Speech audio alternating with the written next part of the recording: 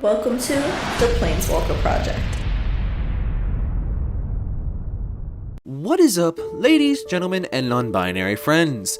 So a lot has happened over the last couple of days since we last spoke. The rules committee for the Commander format, the guys behind the scenes who handle all of the bannings of the format, made an announcement that the majority of the silver-bordered cards, namely cards from the unsets Unhinged, Unglued, and the forthcoming Unstable, will be Commander legal until the next ban list that takes place in January.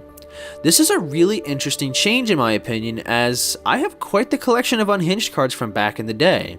I feel these are going to add a really goofy and fun new twist to the building decks, and the card I personally am thrilled to try out is this Water Gun Balloon game. I know a lot of folks have had mixed opinions on this so far, namely especially over the controversy over cards that require you to literally rip up a card, which by the way, don't do that, especially if the cards do not belong to you.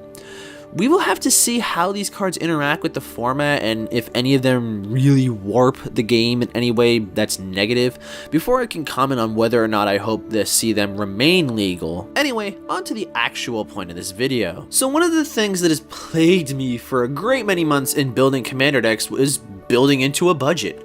And when you hear the word budget, you generally imagine decks that cost under $100. Your Commander, so it's 100 cards.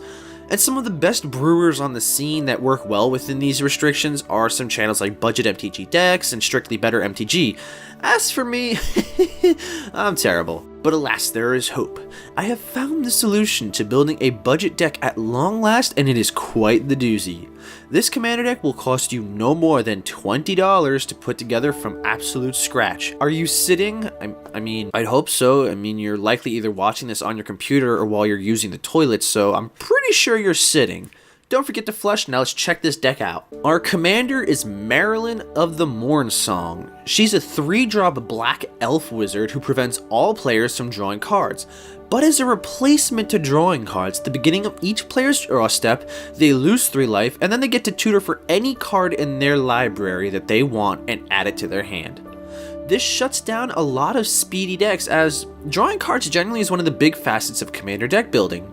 Suddenly decks like Nekusar lose their entire engine because you can't draw cards. And while yes, Maralen does allow for a lot of combo pieces to be dropped into play more easily, here's the problem that she presents. When you use Maralen's ability, yes, you can pick any card you want from your library, but on the downside, you need to have lands in play to cast those spells. So when facing Maralen, you need to balance searching for spells with searching for lands to put into play to cast those spells. As for the strategy we're going for, we only need 2 other spells. In fact, the deck itself only runs 2 other spells. The first is a card that many players may recognize, Nauseam. For just 5 mana, you can reveal the top card of your library and put it to your hand, then you lose life equal to the CMC of that card. You can do this as many times as you wish, and this is crucial for our win condition, as we run 97 lands in the deck that we will need to draw. Although actually most of the time you only need to draw until you have about 40 cards in hand. That'll be more than enough to kill everyone.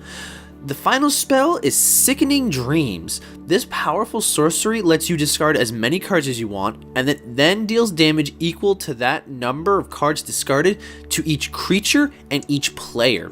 So you dump 40 or more cards and everyone and everything on the field gets burnt to the ground and you win.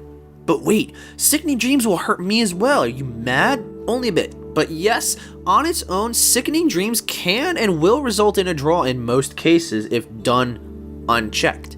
But one of our lands will protect us from the damage, Glacial Chasm. This land is actually quite the powerhouse in this deck, as it protects us from any and all damage. And while yes, that cumulative upkeep cost will eventually overdo it for us, and we do have to sack a land, but we don't run any creatures that will attack, so that third ability is rather irrelevant to us. So the other 96 cards are all basic swamps. I personally prefer lands from Lorwyn block, just to keep it consistent with Maralen being from Morningtide. Now then, how do you upgrade this deck? Right now, if you were to go buy each and every one of these cards on cardkingdom.com, you would only put out about $13, which for a commander deck that has the ability to win hard, is rather ridiculous. But the main problem with this deck is it's what I refer to as being a bottle rocket deck.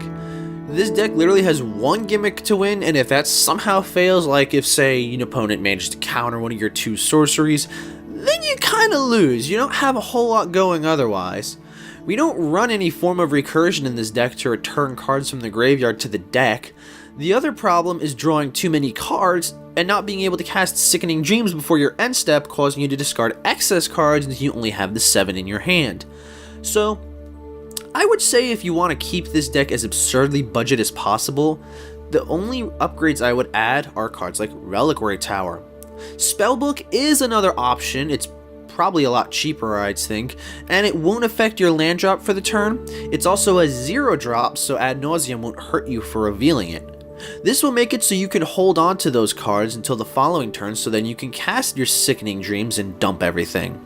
I personally wouldn't add too many other cards, as I feel like the more you add, the clunkier the strategy will become and the more likely you will be to miss your chance to win. But the only other card I do recommend adding is K-Ball Coffers, which will help you ramp out a lot faster. I personally don't really think I would want to add in Soul Ring, but I understand if you rationalize doing so and add in Soul Ring.